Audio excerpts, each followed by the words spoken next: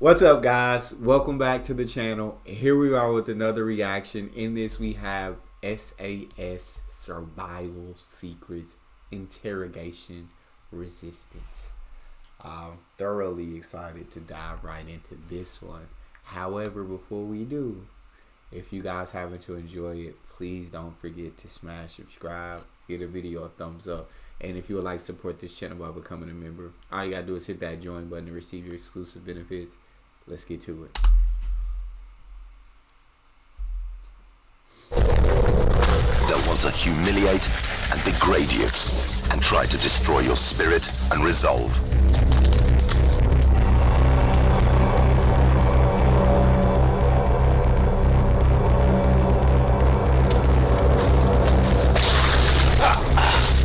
With only a brief respite, it's time for your interrogation ordeal to begin. The first stages you're likely to encounter are known as TQ. TQ, or tactical questioning, is the initial brutal interrogation phase. A local commander will attempt to extract information from you. At the same time, he's making a decision on whether or not you're a candidate for further questioning by interrogation experts at a more secure facility. I try and be the grey man, not too aggressive and not too submissive. Under the Geneva Convention, I only have to give this guy 4 details: number, rank, name, date of birth. But what you've got to do is keep your mind alert, say the big 4, appear submissive, not too submissive, and not too aggressive, grey man. Let him think he's on top of you, but he's not, because mentally you're still very, very alert. Name, rank. Look up, Edward. Edward, look up, Edward. Name, rank and number, Edward. Name, rank and number! Stone. 24998 609. What's your unit, Edward?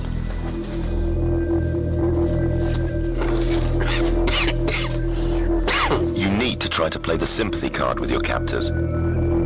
Always exaggerate your injuries. You're trying to look fatigued, in pain, and weak. Would you like some water, Edward? Always take any chance to eat or drink when it's right in front of you.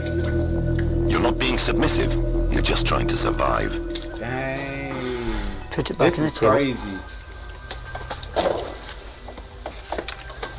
Is that nice, Edward? Do you want another drink, Edward? Edward, all you have to say is yes. Even saying a simple yes could have far-reaching consequences. If you answer yes to a question, it can get edited in on a tape recorder and it can be, do you like Saddam Hussein? They'll fill the yes in. Do you like Tony Blair? They'll fill the no in.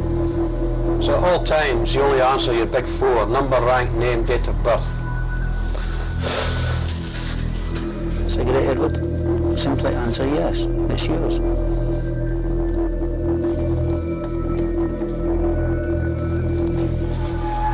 This is not normal British Army issue, is it? It's just crazy because that's not something like, as a citizen, that I actually think of. You right? Think of answering yes to a simple question. You don't think they're gonna go back and edit it and make you look absolutely terrible, but I guess this is why they the SAS. They've been trained for these circumstances and situations. I'd love to hear from you guys. What would y'all actually think of that? Like, would you like another drink of water? And would you guys think, if I say yes, these are the consequences that could happen? I feel like you just got to be specifically trained in these circumstances for these situations. But yeah, that's crazy. Oh, hey, we learning interrogation resistance right now. Let's move on. Only special forces use this. You special forces, Edward? Are you? I think you're a spy, Edward. A Red Cross parcel, Edward. Sign here, I'll give it to you. Like you, I'm a military man. I'm trying to make things easy. Simply sign the paper, Edward, and you can have it. It goes without saying that under no circumstances should you sign anything. Yeah. Once they've got your signature, it could be used for all kinds of propaganda. Pay attention. You've been very difficult, Edward. Perhaps we should try another method. Do you want to be dead, Stone? Never underestimate your importance as a new captive. If they wanted you dead, you probably already would be. The chances are that they are under strict orders to keep you alive until a professional interrogation can begin. Until then, they will take it in turns to interrogate you and your fellow captives, playing one against the other in a constant barrage of questioning and abuse. Show me on the map where the target was. Do you want to drink, Peter? Yes or no? Do you want to drink, Peter? What's this for, Peter? Guards! Between interrogation sessions, you will probably undergo unrelenting softening up techniques day and night. You'll be deprived of food, water, and sleep. They'll use sudden shocks, constant loud white noise, anything that will disorientate your mind, weaken your resolve, and deprive you of your senses. Worst of all is the dreaded stress position. The technique of using stress positions is simple, but highly effective in softening up captives. When forced to remain in these positions, your muscles soon start to seize up. It becomes agony after an hour, and torturous after several. But eventually, you get used to it, and you can sleep, as I have done, in these positions. You have to. It's the only way you survive. I know. I'm not cut out. I'm not built for any of this type of stuff, bro. Like, me personally, would be singing like a bird.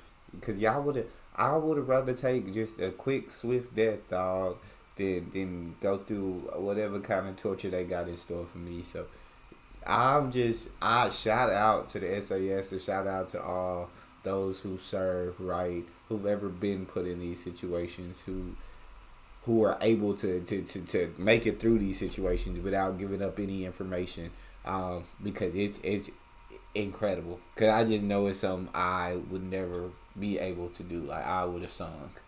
What y'all need to know, because I can't do the torture.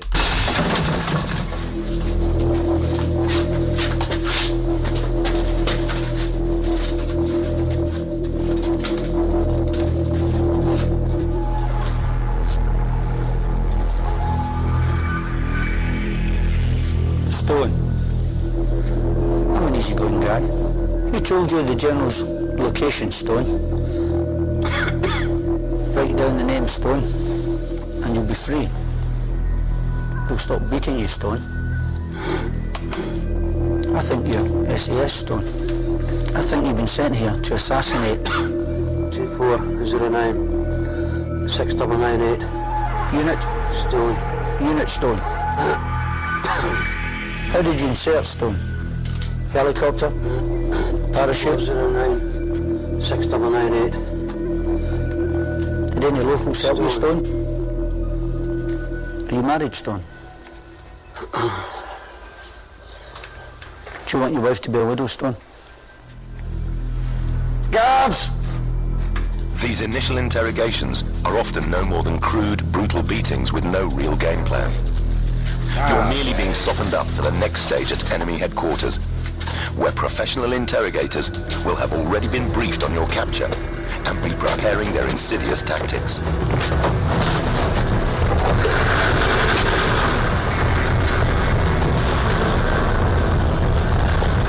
Once you are in the stronghold of headquarters, escape will be much tougher.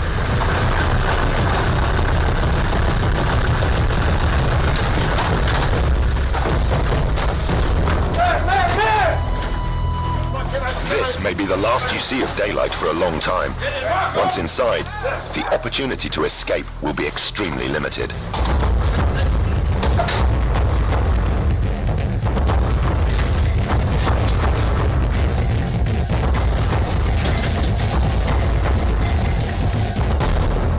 This hell pit could be your new home for days, weeks, or months, and the enemy will be doing everything in their power to make life as uncomfortable as possible for you.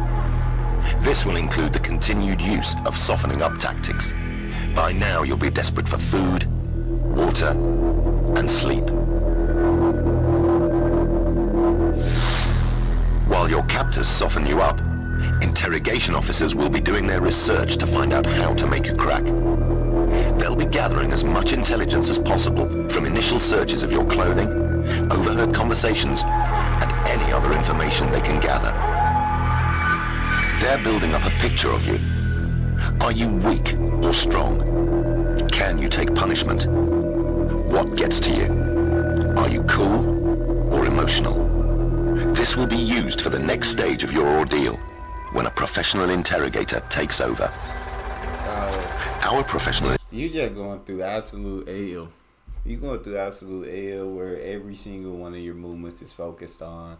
They are paying so much attention. You ain't even got to the professional interrogator yet. But they doing everything they can to soften you up. They doing everything they can to break you down. To get caught and have to go through all this. Oh my God. Bro, I can't even begin to imagine, bro. Like, this would, I mean, it traumatize you. Like, you ain't gonna be the same after this. The interrogator for this fictitious scenario is Paul Ashley, a former armed forces instructor on resistance to interrogation techniques. The interrogation environment will have been designed purposely to be bland and featureless. They want to deprive you of any distractions that will take your mind off the situation.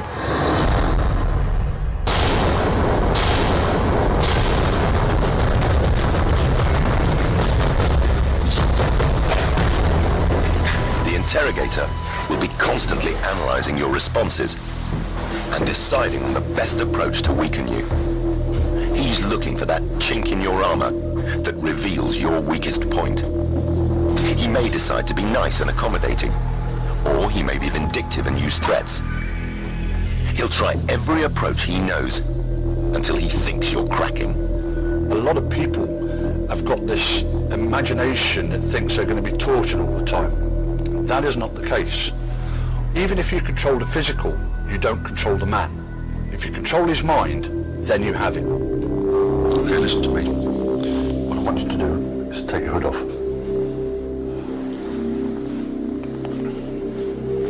Hand it to me. Pick it up. Pick it up. I asked you to hand it to me. It's not a very good start, is it? Look at me. Look at me. Look at me here. Eye contact is absolutely crucial for an interrogator, because what you're trying to do is to get him to concentrate on you. The eyes are the windows to the soul. It's a very true statement. The eyes will move in various locations on a reaction to various questions that are put to them. There are 6 areas. 1, 2, 3, 4, 5, 6. If you want to recall something, a past event or something of that nature, then the majority of people will move up into the top right. If they're making things up, it'll come from the top left. If you touch a raw nerve, then the eyes will move down to the left or to the bottom right. The way in which you can get around this is to train yourself to keep looking straight ahead as soon as a question is asked to you. Because otherwise, at one point, you're going to trip up and your eyes will move to one location or the other. A rough time. Now, what's your name? What's your name? Stone. Yeah? Stone what? At this time, I look for any abnormalities with the interrogator. Has he got a big nose? Is he very tall? Has he got big eyes? Is there something wrong with him? And I play mental games with myself. I downgrade the guy mentally to allow me a little bit of pleasure.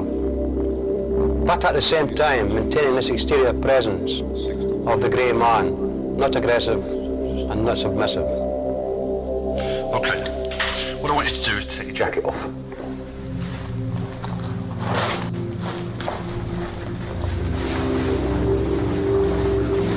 Hand it to me. Take it. Take it. Now, hand it to me. Take it. Look at me. Now, I'm just trying to be polite and courteous here, and I'd appreciate it if you do exactly the same thing. So, hand me the jacket. There's no point fighting the thing, is there? One way or the other, I get the jacket. Now, what I'm asking you to do is to place it in my hand. Well done. Control is everything here. The interrogator has to maintain authority and command. He'll use humiliating tactics to degrade you, such as making you strip off and get into ill-fitting prisoner clothing while he rifles through your kit.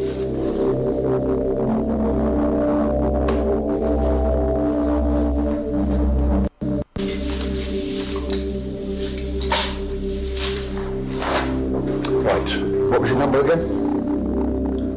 24996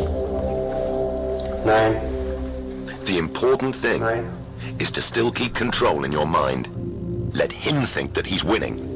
And if you get away with it, use silent forms of defiance. Any little bit of defiance that you can get in at this stage is going to be worthwhile to you mentally. But if you get caught, you're going to get a good beating. The professional interrogator. Hey, it's just like such like small details like that can give you the upper hand over your interrogator, who's also trying to get the upper hand, trying to gain control, and you're doing your best to not allow him to have control. So even the smallest thing is of handing him your jacket is like a form of control. So you see him throw his jacket down multiple times until the guy sits right in front of him, then he hands it to him.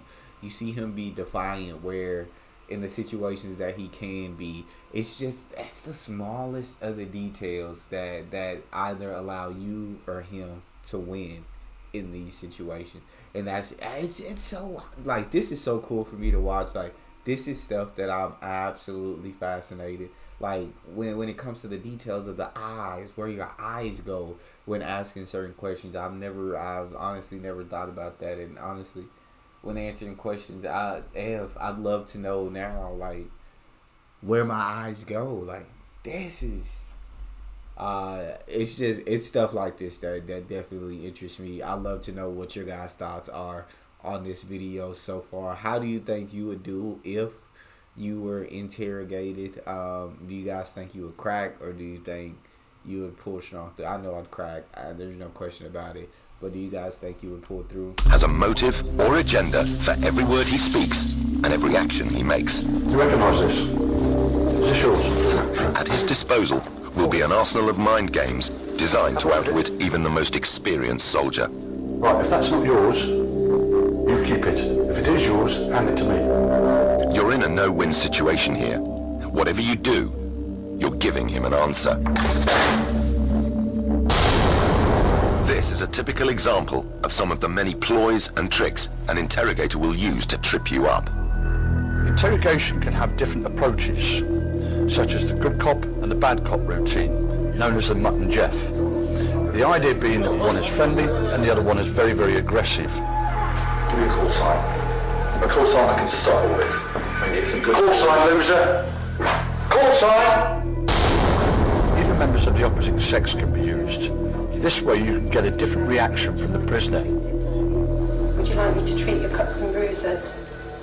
If you look carefully, you can see Eddie's eyes moving slightly different to what they do when he's talking or looking at me. You look a lot better now than the last time I saw you. How are you feeling? Eh? Feeling a lot better now? Haven't had your face dressed by a pretty girl? Would you like a cigarette? If you want a cigarette, take it. Do you mind if I have a cigarette?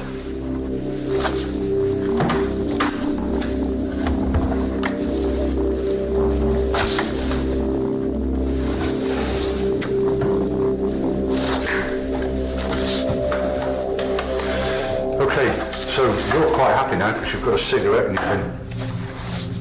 you've been looked after. What about the other members of your patrol? How many people were in the patrol? We'd like to know, Eddie, so we can look after them the way we've looked after you. There's a guy that's helped us out by the name of Peter. His name ring a bell? He's told us some of the information that we require, but not everything. And what I'd like you to do is to confirm it. Likewise, I'd like to find out who the guy was that was killed. Can you help us out with that one?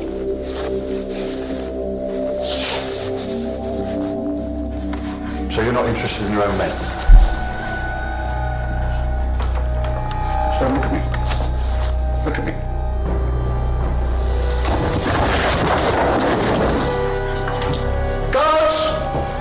Why did I faint? Dang. Not because I was feeling faint. Pure and simply to get out of the interrogation room. If he feels sympathy for you, you can get taken out and hopefully you'll get a bit of rest. It doesn't always work, but it's worth a chance. Fainting is a thing that can be used to get out of an interrogation. However, in a lot of places, all he would get is severe kicking and beating until he got up. Interrogators will always use fellow captives against each other. But those with injuries... It's like, I guess it is worth a shot to faint. It don't sound like it's going to work in too many places, but if they feel at all sorry for you, go ahead and faint and try to get up out of there and get a bit of rest. Because if you just feel like constantly being questioned, like you don't want to slip up in any way, shape, or form. Mentally, it sounds like it's just a lot to go through, like being interrogated and being constantly asked questions. You can't answer in any way. You can't look in the eye. You got to show the subtle defiance in situations that you can. You can't give up control. It's just like mentally, it's you against him. And he said earlier, a lot of people think it's physically. No, you control the mind. You control the man. So mentally, y'all are playing chess back and forth on who's gonna have the control. On is he gonna get the information? Or are you gonna resist? Or so it has to definitely take a toll on you mentally, being interrogated for sure. Be particularly weak and vulnerable. Oh my God! One of the members of Eddie's squad, Mac, who had been seriously wounded and left to fend for himself, has been found, treated, and is now fit enough to be interrogated and possibly exploited. Okay, I'm going to take your blindfold off. Look at me. How are you feeling? Look at me. If you're okay, blink your eyes. Well done. Like some food? Want some food?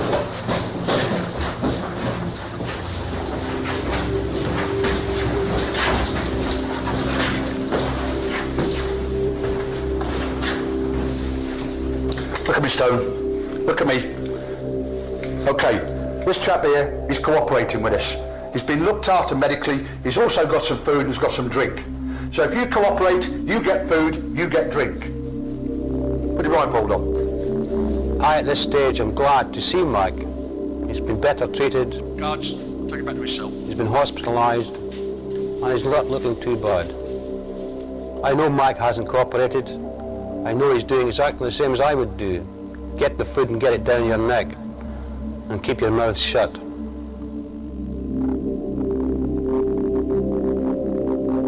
your blindfold off. When you're under stress or lying, your subconscious mind can easily betray you. The slightest raise of an eyebrow or twitch of the nose can be an indication that you're covering something up. Every time I see you, I find out something different. Every time you come in here, there's something about you that comes across. So by thinking you're sitting there saying nothing is wrong. Body language is a very important tool for an interrogator because with it, he can ask you questions that you will react to in different manners. The eyes might screw up if you're asking a very sensitive thing or something he's not terribly happy with, or the fists might start to clench, in which case you know that the questions that you're putting to the captive is having some reaction and you can use against him over and over again. You were caught using this piece of equipment. So who were you calling? What was your call sign? Show me where you were caught, where you were going to. When you want some food and drink?